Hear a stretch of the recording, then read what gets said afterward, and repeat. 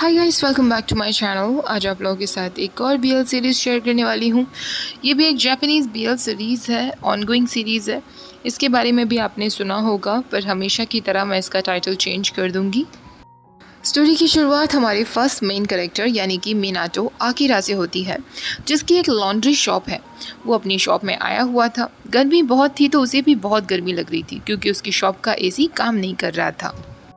यहाँ से वो अपनी हिस्ट्री बताता है कि किस तरह वो इस कॉइन ऑपरेटेड लॉन्ड्री शॉप में काम करने लगा। 6 महीने पहले मिनातो एक ब्लैक कंपनी में काम किया करता था, पर ओवर टाइम करने की वजह से उसकी तबीयत इतनी ज़्यादा ख़राब हो जाती है कि वो वहीं बेहोश हो जाता है। उस वक्त मिनातो 30 साल का भी नहीं था। उसे अपनी जॉब क्विट करनी पड़ी और जब वो पूरी तरीके से रिकवर हो गया तो उसने अपने दादाजी की लॉन्ड्री शॉप को संभालना शुरू किया। शुरुआत में उसे ये जॉब काफ़ी अजीब लगती थी, पर धीरे धीरे उसे ये काम करना अच्छा लगने लगा था। और तभी एक दिन उसकी शॉप पर हाई स्कूल का एक लड़का आता है।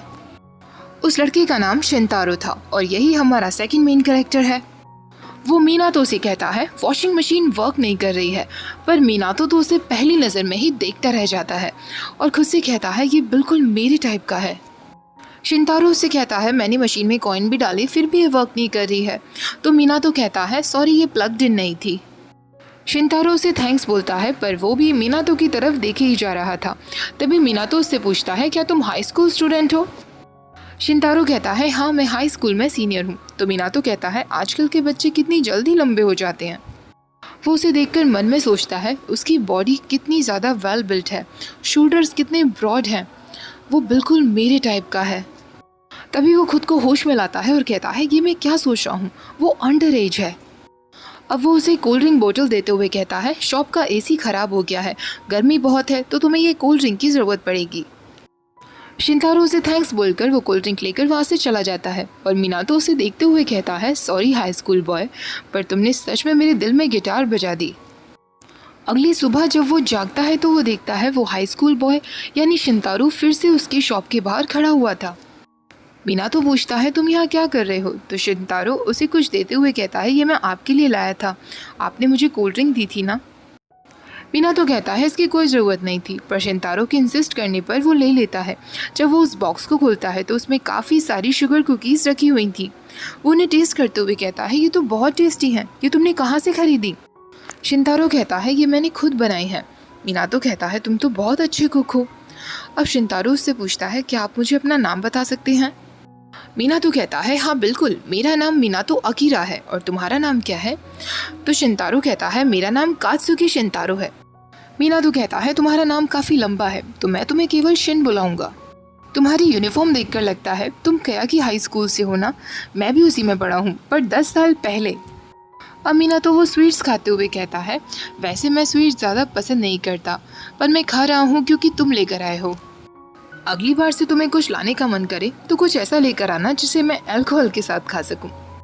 अगले दिन फिर से शिन उसकी शॉप पर आता है तो मिनातो उससे कहता है आज भी बहुत गर्मी है, अगर तुम्हें और भी ज़्यादा गर्मी लगे तो तुम खुद भी वॉशिंग मशीन में अंदर बैठ सकते हो। इस बात पर शिन कहता है मैं उसमें फिट नहीं हो पाऊंगा। अब अक्सर शिन मिनातो की शॉप पर आने लगा था। एक दिन मिनातो उससे पूछता है तुम यहाँ रोज़ अपने कपड़े वॉश करने के लिए आते हो, क्या तुम्हारे घर पर वॉशर नहीं है? शिन कहता है हाँ है, पर मेरे घर पे काफ़ी सारे फैमिली मेम्बर्स हैं तो वॉशर अक्सर उनके कपड़ों में बिजी रहता है और मुझे टाइम नहीं मिल पाता। मिनातो पूछता है कितने फैमिली मेम्बर्स हैं? तो शिन कहता है मेरी 2 बहनें हैं, एक यंगर भाई है, ग्रैंडफादर ग्रैंडमदर और पेरेंट्स हैं। मिनातो कहता है ये तो बहुत अच्छी बात है, तुम्हें तो घर पर बिल्कुल भी लोनली फील नहीं होता होगा। शिन कहता है हाँ, लेकिन मैं घर पर इतना ज़्यादा बिजी हो जाता हूँ कि मैं खुद के लिए बिल्कुल भी टाइम नहीं निकाल पाता, इसलिए मैं रोज़ यहाँ आता हूँ और शांति में बैठता हूँ, मुझे यहाँ आना बहुत अच्छा लगता है। मिनातो कहता है अगर ऐसा है फिर तो मैं तो तुम्हारी शांति को डिस्टर्ब कर रहा हूँ, क्या मैं कहीं और चला जाऊँ? शिन कहता है बिल्कुल नहीं, मुझे आपसे बात करना अच्छा लगता है। अब मिनातो उससे कहता है अच्छा वो मंगा जो वहाँ रखा हुआ है उसमें से और मुझ में से हम दोनों में से कौन ज़्यादा क्यूट है? तो शिन कहता है आप ज़्यादा क्यूट हैं। मिनातो कहता है मुझे तुम्हारे आंसर से बहुत खुशी हुई, इनाम के तौर पर मैं उस मंगा का लेटेस्ट एडिशन तुम्हारे लिए खरीदूंगा। अगले दिन मिनातो कुछ सामान लेने के लिए बाहर गया हुआ था तो उसने अपनी शॉप को बंद कर दिया था। वो जब शॉप पर वापस आता है तो वो देखता है शिन बाहर ही धूप और गर्मी में बैठा हुआ था और उसका इंतज़ार कर रहा था। मिनातो कहता है, तुम यहाँ क्या कर रहे हो? आज शॉप बंद थी, फिर तुम यहाँ क्यों आए? शिन कहता है, शॉप को अचानक बंद देखकर मुझे आपकी चिंता होने लगी, इसलिए मैं यहाँ बैठकर आपका इंतज़ार कर रहा था। इतनी ज़्यादा गर्मी होने की वजह से अचानक शिन को चक्कर आ जाते हैं और मिनातो उससे कहता है, मैं तुम्हें अपने घर ले चलता हूँ। मिनातो उसे घर लाकर उसके माथे पर पट्टी लगाता है। उसे काफ़ी बुखार आया हुआ था। मिनातो उससे कहता है, तुम्हें आज आराम करना चाहिए। अब मिनातो उससे पूछता है, वैसे तुम कौन सा स्पोर्ट्स खेलते हो? तुम्हारी बॉडी एकदम शेप में है। तो शिन कहता है, मैं स्विमिंग करता हूँ। मिनातो कहता है, मुझे भी स्विमिंग करना बहुत अच्छा लगता था, लेकिन 10 साल पहले। तो शिन कहता है, सच में? मैं आपको स्विमिंग करते हुए देखना चाहता हूँ। मिनातो कहता है, मैंने कहा ना, मैं 10 साल पहले स्विमिंग किया करता था। ऐसा कहते हुए वो शिन की बॉडी पर बाथ टॉवल से रब करने लगता है। मिनातो को उसे टच करते वक्त इतना हॉट फील होने लगता है कि वो अचानक उससे अलग हो जाता है और उससे कहता है, तुम आराम करो, शायद टेक्नीशियन आ गया होगा, मैं शॉप में जा रहा हूँ। वो जल्दी से भागकर अपनी शॉप में आ जाता है जहाँ उसका एसी रिपेयर हो जाता है। अगले दिन वो शिन को बताता है, मेरी शॉप का एसी अब एकदम रिपेयर हो चुका है, और वो उसे एक मांगा बुक देते हुए कहता है, इस हफ्ते के लिए ये मांगा मैं तुम्हारे लिए लेकर आया हूँ। शिन उसे देखकर कहता है, थैंक यू, मैं वैसे भी इसकी आगे की स्टोरी जानने के लिए बहुत एक्साइटेड था। अब मिनातो उससे कहता है, तुम्हें पता है तुम बहुत हैंडसम हो। अगर मेरे पास तुम्हारा जैसा फेस और तुम्हारी जैसी बॉडी होती तो मेरे आसपास तो बस लड़कियां ही घूमती रहती। तुम्हारे साथ भी ऐसा ही होता होगा ना? तभी शिन कहता है, मुझे इंटरेस्ट नहीं, मैंने इसमें कभी ध्यान नहीं दिया। तो मिनातो कहता है, तुम्हें देखकर लगता भी नहीं कि तुम्हारे अंदर उस तरीके की नीड्स होंगी। मैं तो जब हाई स्कूल में था तो उस बारे में ही सोचता रहता था। शिन उससे पूछता है, आप किस तरीके की नीड्स की बात कर रहे हैं? मिनातो कहता है, मैं हाई स्कूल में अक्सर सोचता रहता था, काश कोई हैंडसम सा लड़का होता जो मुझे प्यार करता। मिनातो को खुद रियलाइज नहीं होता कि वो कब ऐसा फ्लो में कह देता है। जब शिन इस बारे में पूछता है तो मिनातो तुरंत वहाँ से चला जाता है। शिन भी उसके पीछे पीछे जाता है।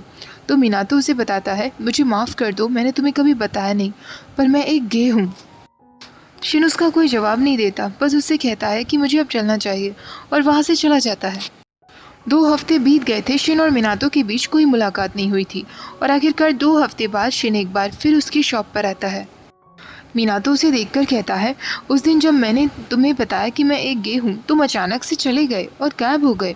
तुमने मेरी फीलिंग्स को हर्ट किया। जब मिनातो को लगता है कि शिन थोड़ा अजीब बिहेव कर रहा है तो वो तुरंत उसके पास जाकर कहता है, सॉरी, मैं बस उस दिन तुम्हारे साथ मजाक कर रहा था। पर अचानक से शिन उसका हाथ पकड़ लेता है। शिन उससे कहता है, मिनातो, मेरे भी डिज़ायर्स हैं, मेरी भी नीड्स हैं। मिनातो सोचने लगता है, ये बच्चा क्या बोले जा रहा है। तभी वो शिन से कहता है, मेरा हाथ छोड़ो, मेरे दर्द हो रहा है। तो शिन उससे कहता है, उस दिन आपने पूछा था ना कि क्या मेरी कोई डिज़ायर्स नहीं हैं? मेरे डिज़ायर्स हैं एक ऐसे इंसान के लिए जिसे मैं पसंद करता हूँ, पर मैं अभी उस बारे में नहीं सोच रहा हूँ क्योंकि ऐसा करना जल्दबाजी होगी। कैसा रहेगा कि हम पहले दोस्त बने? मिनातो सा, क्या आप मेरे दोस्त बनना चाहेंगे? मिनातो उसे हाँ कर देता है, पर वो अभी भी काफ़ी शॉक में था। मिनातो उससे कहता है, मैं तो सोच रहा था कि हम ऑलरेडी बडीज़ हैं।